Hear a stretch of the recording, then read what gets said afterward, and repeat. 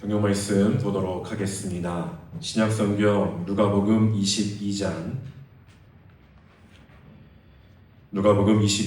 1절에서 6절까지의 말씀입니다.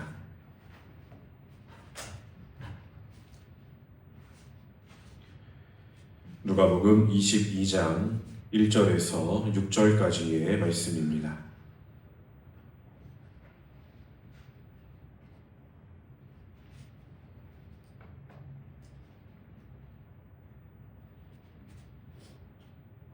찾으셨으면 한 절씩 교독하시고 마지막 절 함께 읽도록 하겠습니다.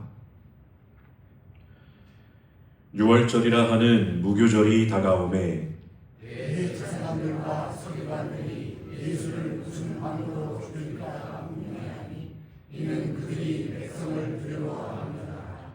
12 중에 하나인 가룟인이라 부르는 유다에게 사탄이 들어가니 이에 유다가 대제사장들과 서기관들이 대장들에게 가서 예수를 넘겨줄 방법을 원하니 그들이 기뻐하여 돈을 주기로 언약하는지라 유다가 허락하고 예수를 무리가 없을 때에 넘겨줄 기회를 찾더라. 아멘. 이 시간 함께 모여 예배하는 저와 여러분 가운데 하나님의 말씀의 은혜가 충만하게 임하게 되기를 간절히 소망합니다. 예배하는 이 시간이 늘 기쁨이요 또 들려지는 하나님의 말씀이 오늘 나에게 주시는 말씀이 되어 우리의 마음이 하나님께로 향하게 되는 역사가 나타나게 되기를 간절히 소망합니다. 오늘은 유혹의 그림자 속에서라는 제목으로 함께 말씀을 나누고자 합니다. 함께 읽은 말씀에는 예수님의 순환이 본격적으로 시작되는 중요한 사건이 기록되어 있습니다.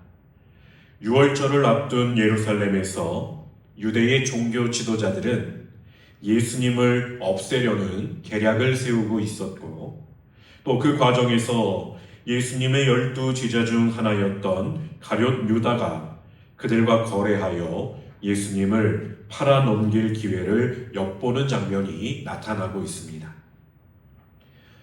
우리는 이 사건을 단순히 인간적인 배신으로만 볼 수 없습니다. 이것은 사탄이 사람의 마음을 어떻게 무너뜨리는지, 그리고 인간이 유혹을 받을 때면 어떻게 행동하게 되는지를 보여주고 있는 중요한 장면입니다. 하지만 또 그와 동시에 예수님께서는 이 모든 상황을 아시면서도 묵묵히 당신이 짊어지셔야 할 십자가를 향해 나아가시는 모습을 보면서 우리에게 주시는 은혜와 교훈이 있음을 또한 깨달아 알 수 있게 됩니다. 그러므로 오늘 말씀을 통해 우리는 유혹 속에서 어떻게 신앙을 지켜나가야 하는지, 또 우리의 마음을 그때에 어떻게 다스려야 하는지, 그리고 예수님의 길을 어떻게 따라갈 수 있을지에 대해서 함께 살펴보고자 합니다. 먼저 1절 말씀을 보면 6월절이라 하는 무교절이 다가오매 라고 하였습니다. 6월절은 이스라엘 백성들이 애굽에서 해방된 날을 기념하며 하나님의 구원의 은혜를 감사하는 시간들을 보내는 절기입니다. 이때가 되면 이스라엘 백성들은 어린 양을 잡아 피를 문설주에 바르는 전통을 기억하며 하나님께서 그들의 조상들을 구원하셨음을 감사하며 예배하는 자리에 서게 되었습니다. 그런데 누구보다도 이 시간들을 잘 준비하고 잘 맞이하여야 할 대제사장들과 서기관들이 아이러니하게도 하나님의 아들이신 예수님을 없애려고 하고 있습니다.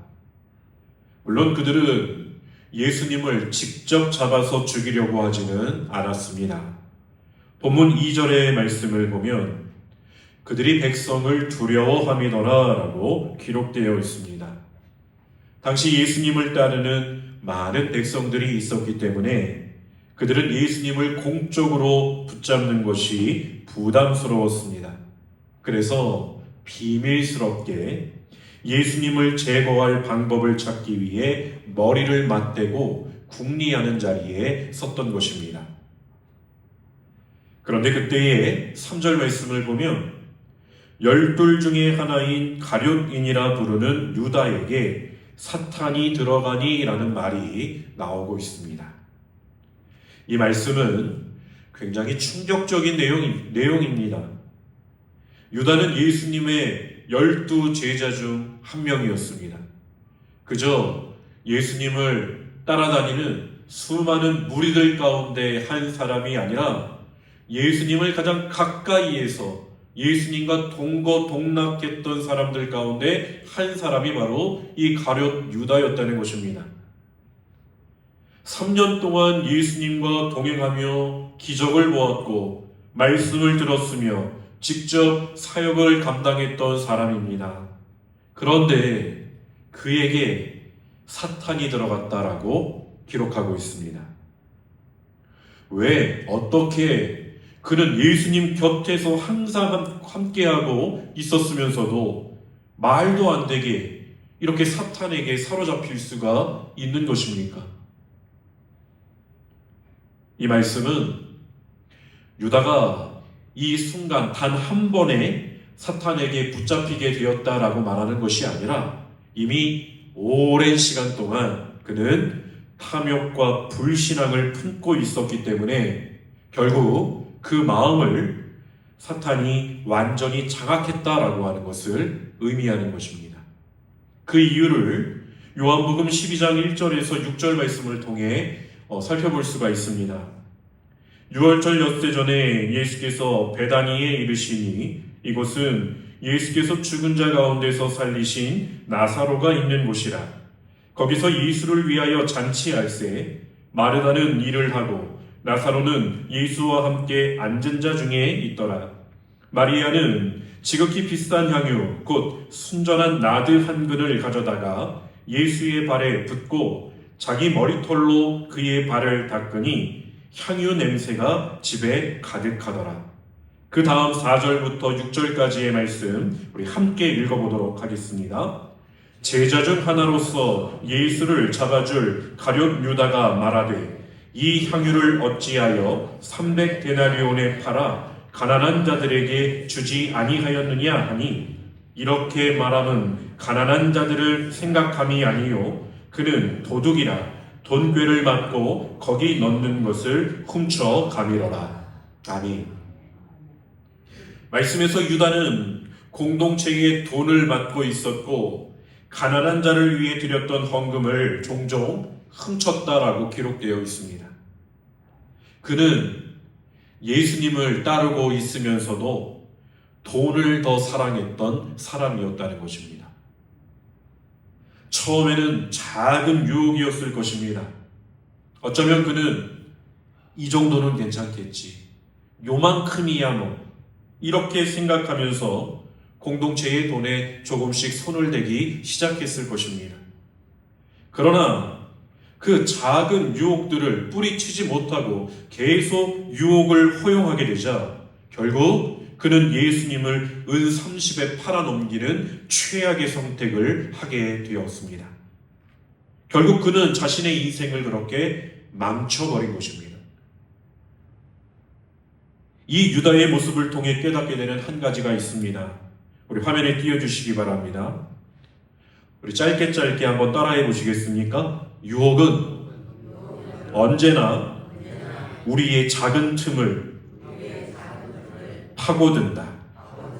그렇습니다. 유혹은 언제나 우리의 작은 틈을 파고드는 것입니다. 사랑하는 성도 여러분, 유다뿐만이 아닙니다. 사탄은 언제나 우리의 작은 틈을 노리고 있습니다. 처음에는 사소한 유혹처럼 보일 수 있습니다. 작은 거짓말, 작은 불순종, 작은 탐심, 작은 예배의 모습. 하지만 그것들이 반복되면 어느새 우리의 마음과 신앙을 무너뜨리는 거대한 틈이 생겨져 버리는 것입니다. 야고보서 1장 14절 15절 말씀을 보면 이렇게 말하고 있습니다. 오직 각 사람이 시험을 받는 것은 자기 욕심에 끌려 미혹됨이니 욕심이 잉태한 즉 죄를 낳고 죄가 장성한 즉 사망을 낳느니라.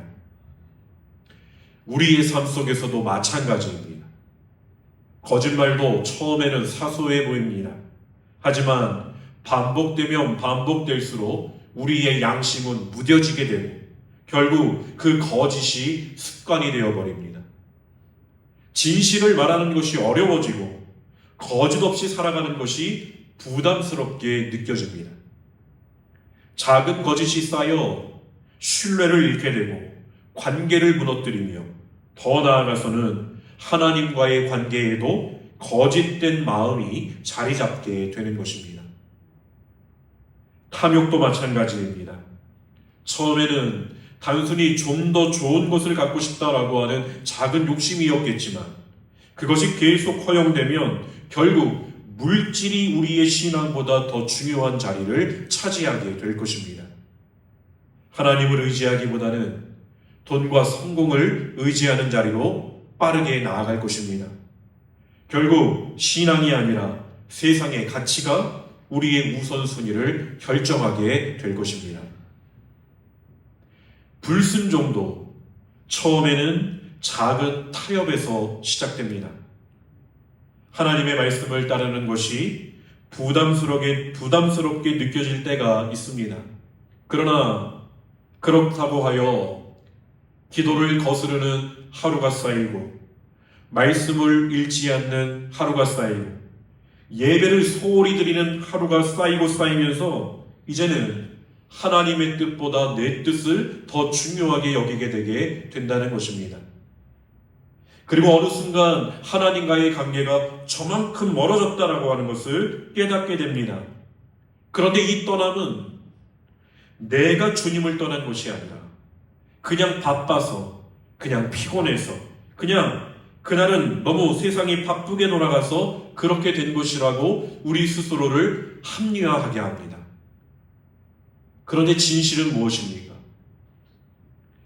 그런 작은 불순종이 쌓이며 바로 내가 하나님으로부터 멀어져 가고 있었다는 것입니다.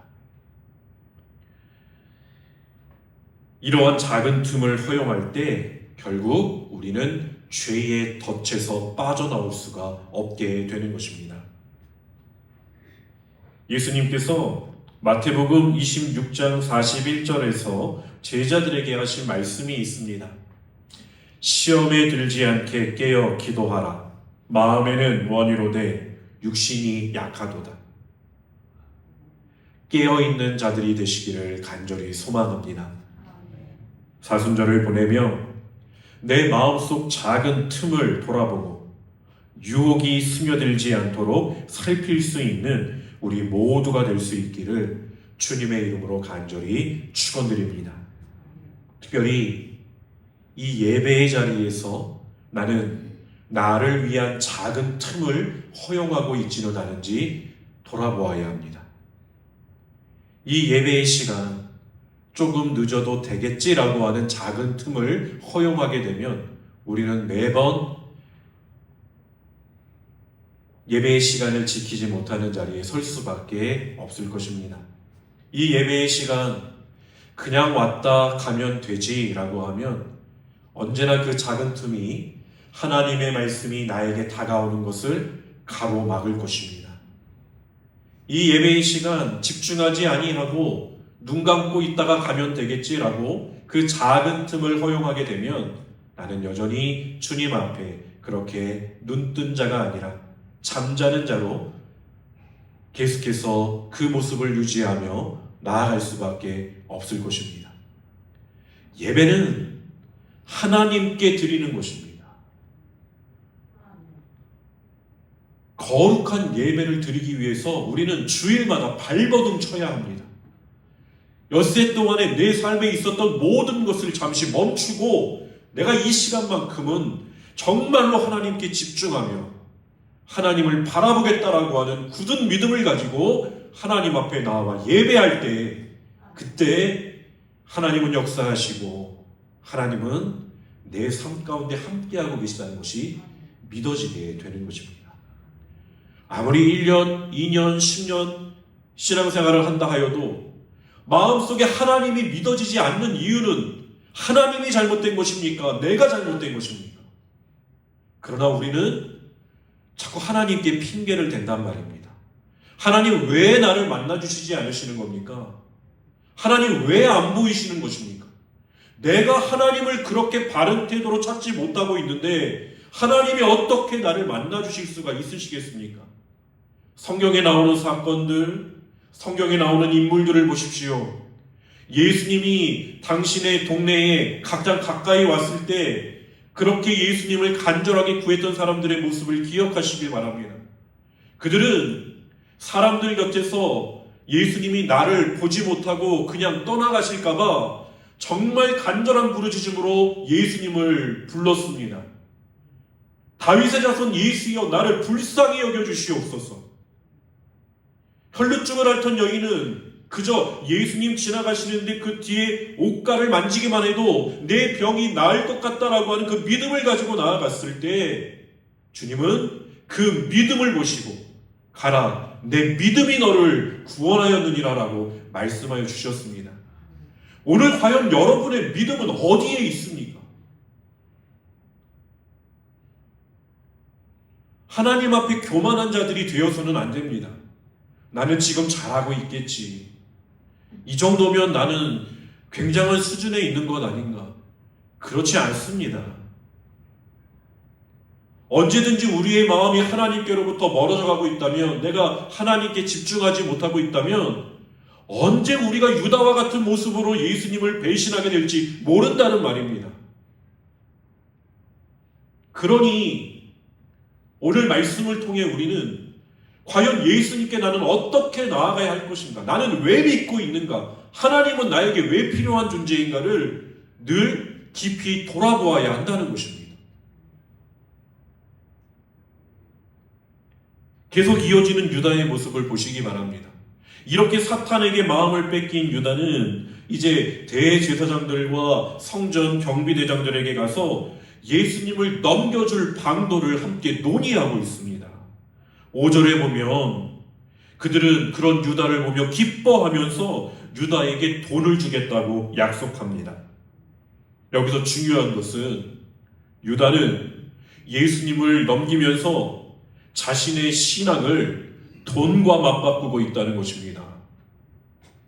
마태복음 26장 15절 말씀을 보면 유다는 예수님을 팔면서 대제사장들에게 내가 예수를 너희에게 넘겨주리니 나에게 얼마나 주려느냐 라고 묻고 있습니다. 그런데 그들이 제시한 금액은 은 30, 당시 종을, 노예를 사고 파는 값어치에 불과한 금액이었습니다.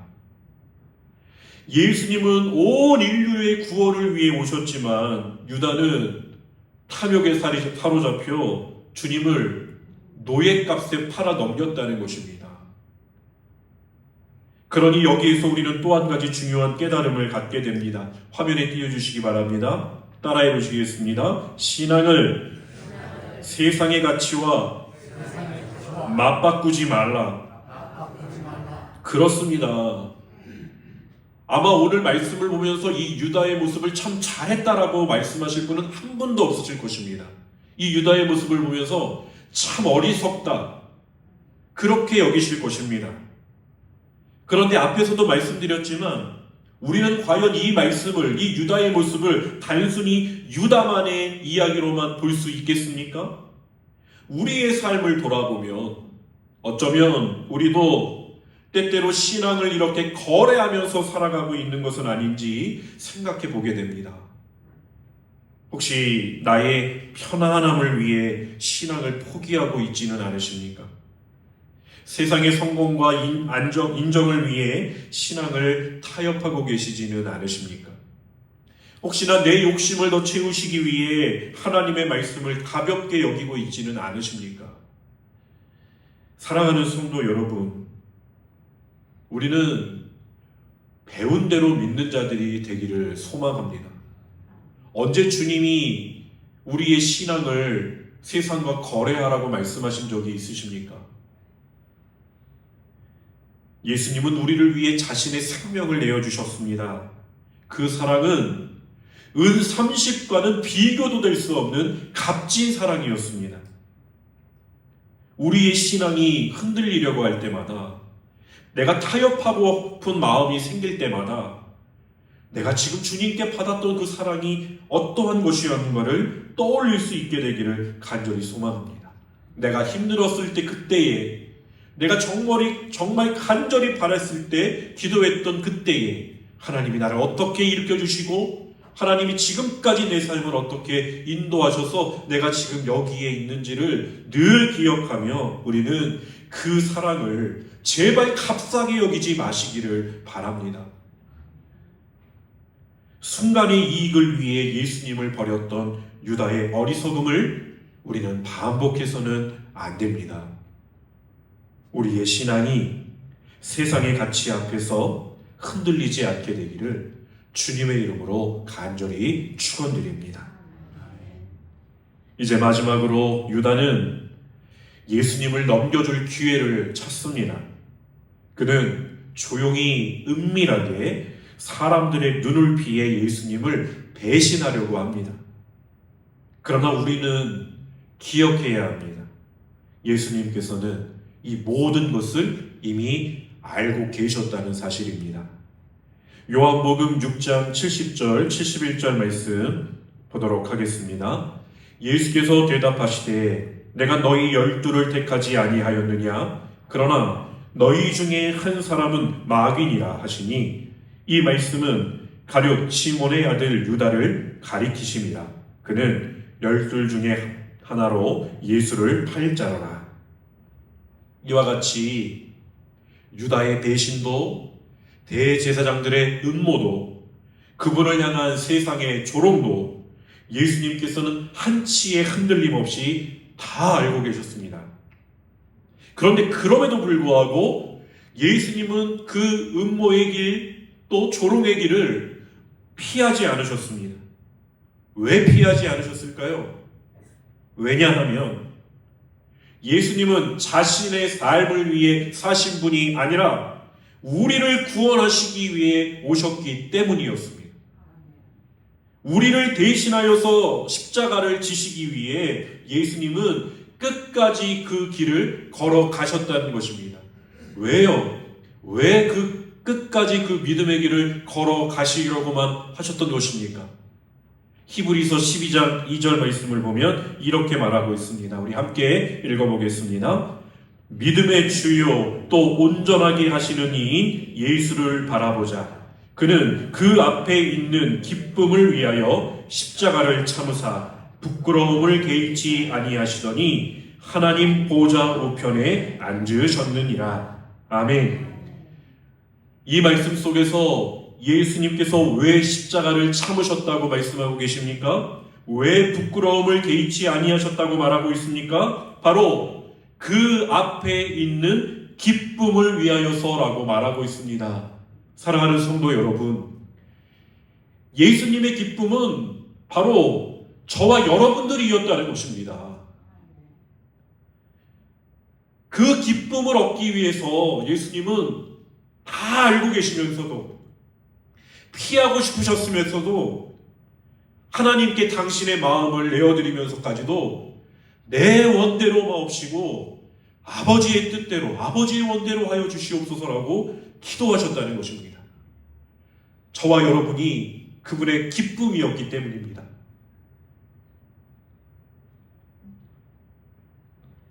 당신께서 십자가를 통해 이루실 그 영광, 그것으로 말미암아 우리가, 저와 여러분이 구원받아서 하나님과 화목하게 되는 것, 그저 적당한 거리를 두고 하나님 곁을 떠나지 않는 그 정도의 수준이 아니라 우리가 하나님과 가까이 되어서 하나님과 화목하게 되는 것을 주님은, 그것이 주님의 기쁨이었기 때문에 모욕을 받으시면서도 참으셨고, 채찍에 맞으시면서도 묵묵히 견디셨고, 마침내 십자가에서 온몸이 찢기시면서도 그 길을 끝까지 걸어가셨다는 것입니다. 여러분, 매년 사순절이지 않습니까? 매년 고난주간이지 않습니까? 매년 부활절이지 않습니까? 그러다 보니 우리의 마음은 어느 순간 너무 여기에 적응이 되어서 주님의 십자가를 말해도 눈물도 나지 않고 주님의 고난받으심을 말해도 내 마음속에는 그 고난이 느껴지지 않게 될 때가 얼마나 많이 있습니까? 그러나 주님은 그것을 원하지 않는다는 것입니다. 정말 이 사순절이 되려면, 고난주간이 되려면, 우리의 예배가 정말 진정한 예배가 되려면 바로 이 마음이 우리 속에 날마다 남아있어서 그 주님을 정말로 바라보기를 간절히 원하는 마음으로 주님 앞에 설 때에 우리는 주님의 기쁨이 되고 하나님과 화목하는 자리에 설 수 있다는 것입니다. 사랑하는 성도 여러분, 이것이 바로 우리가 유혹 속에서도 예수님을 붙들어야만 하는 이유입니다. 우리가 넘어지고 흔들리고 죄에 빠지게 될 때에도 예수님은 여전히 우리를 사랑하시며 우리를 십자가에서 흘리신 그 피로 품어 주신다는 것입니다. 우리가 주님의 기쁨이기 때문입니다. 그래서 마지막 말씀의 깨달음은 바로 이것입니다. 우리 화면에 띄워주시고 함께 따라해 보겠습니다. 십자가를 바라보며 끝까지 믿음을 지키라. 끝까지 믿음을 지키지 못하고 이 믿음의 경주에서 포기하는 자들이 너무나도 많이 있음을 보게 됩니다. 우리의 연약함 때문에 때로는 유혹에 넘어지게 되고 실패하며 주님을 멀리하게 될 때가 있습니다. 사실 요즘 우리 중고등부 예배가 온전히 드려지고 있지 않은 상황인데 참 많이 안타깝습니다. 시험 때가 되고 학년이 올라가면 교회에 나가는 것을 멈춰야 한다라고 하는 건 누가 가르쳐 줬을까요? 어쩌면 우리들이 자녀들의 모습을 보며 그것을 그냥 용인해주고 있는 모습은 아닌지 모르겠습니다. 예수님은 다른 곳이 아니라 바로 십자가에서 우리를 기다리고 계십니다. 그러니 그 유혹의 그림자 속에서도 십자가를 바라보며 믿음을 지키는 삶을 온전히 살아갈 수 있는 오늘 저와 여러분이 되기를 간절히 소망합니다. 오늘 말씀을 들은 우리가 우리의 삶 가운데에서 작은 결단들을 이루어가게 되기를 바랍니다. 주님, 기도의 시간을 지킴으로써 유혹의 문을 닫겠습니다. 기도는 우리를 시험에서 보호하는 가장 강력한 무기입니다. 기도의 자리를 지킬 때 유혹이 다가와도 넘어지지 않을 힘을 얻을 수가 있을 것입니다. 또 주님, 말씀을 읽으며 세상의 가치가 아닌 하나님의 말씀을 붙들겠습니다. 세상의 소리는 끊임없이 우리를 유혹하지만 하나님의 말씀을 묵상하는 사람은 세상의 가치에 휩쓸리지 않을 것이고 말씀 위에 굳건히 서는 삶을 살아갈 수 있을 것입니다. 또한 주님, 세상의 인정이 아니라 하나님께서 기뻐하시는 삶을 선택하겠습니다. 우리는 주님의 기쁨입니다. 그렇다면 우리도 주님을 기뻐하는 자들이 되기를 간절히 소망합니다. 세상이 인정해주는 삶이 아니라 하나님이 기뻐하시는 삶을 선택할 수 있게 되기를 간절히 소망합니다. 말씀을 정리하며 사순절을 보내며 우리가 할 수 있는 이러한 작은 결단들을 통해 예수님을 바라보는 믿음의 삶을 살아갈 수 있게 되기를 주님의 이름으로 간절히 축원드립니다. 우리 함께 나눈 말씀을 마음에 새기며 하나님 앞에 결단의 고백으로 나아가게 되기를 원합니다. 유혹의 그림자 속에서도 십자가를 바라보며 끝까지 믿음을 지키는 우리가 되기를 다짐하며 이 찬양을 함께 고백하도록 하겠습니다. 믿음과 삶 함께 찬양하겠습니다.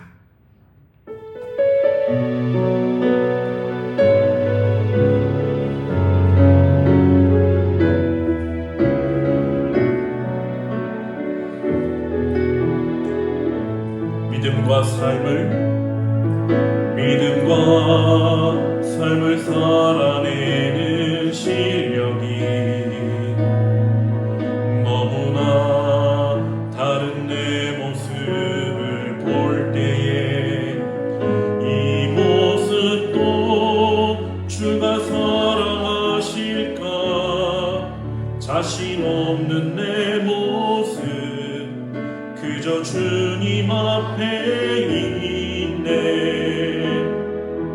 나 같은 자도 사랑하여 주시고 한 번도 나를 떠나지 않으셨네.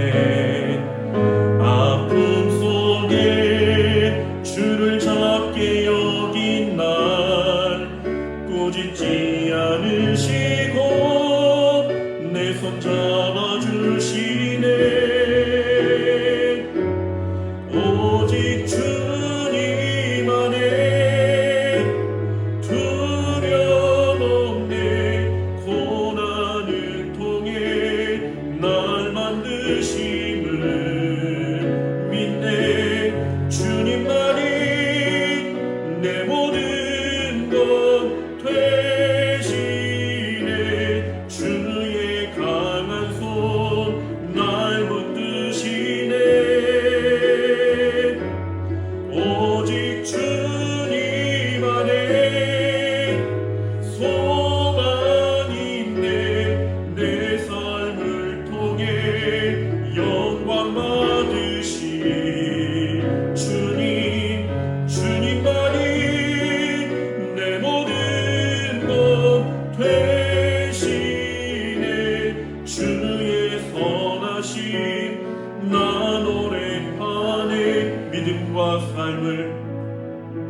믿음과 삶을 살아내는 실력이 너무나 다른 내 모습을 볼 때에 이 모습도 주가 사랑하실까. 자신 없는 내 모습 그저 주님 앞에 있네. 나 같은 자도 사랑하여 주시고 한 번도 나를 떠나지 않으셨네. 아픔 속에 주를 잡게 여긴 날 꾸짖지 않으시고 내 손 잡아주시네. 오직 주님 안에 두려움없네. 고난을 통해 날 만드심을 믿네. 주님만이 내 모든 것 되시네. 주의 강한 손 날 붙드시네. 오직 주님 안에 소망 있네. 내 삶을 통해 영광 받으시 주님만이 내 모든 것 되시네. 주의 선하심 나 노래하네. 오직 주님 안에 오직 주님 안에 두려움없네. 고난을 통해 날 만드심을 믿네. 주님만이 내 모든 것 되시네. 주의 강한 손 날 붙드시네. 오직 주님 안에 소망 있네. 내 삶을 통해 영광 받으시 주님만이 내 모든 것 되시네. 주의 선하심 나 노래하네. 하나님, 주님의 선하심을 날마다 내 삶이 다할 때까지 노래할 수 있는 자들이 되게 하여 주시옵소서. 그 노래가 입술의 고백으로만 그치는 것이 아니라 정말로 하나님께서 기뻐 받으실 수 있는 아름다운 찬양의 소리가 되게 하여 주시옵소서. 세상의 유혹과 시험 앞에서도 흔들리지 않도록 우리를 붙들어 주시고 깨어있는 믿음을 허락하여 주옵소서. 사순절을 지나며 우리의 신앙이 고백에 그치지 않고 삶으로 나타나게 하시고 어디서나 주님의 뜻을 따르는 자들이 되게 하여 주옵소서. 유혹의 그림자 속에서도 십자가를 바라보며 모든 순간 주님과 동행하는 참된 제자가 되기를 간절히 소망하오며 이 모든 말씀 우리 주 예수 그리스도의 이름으로 간절히 기도드립니다. 아멘.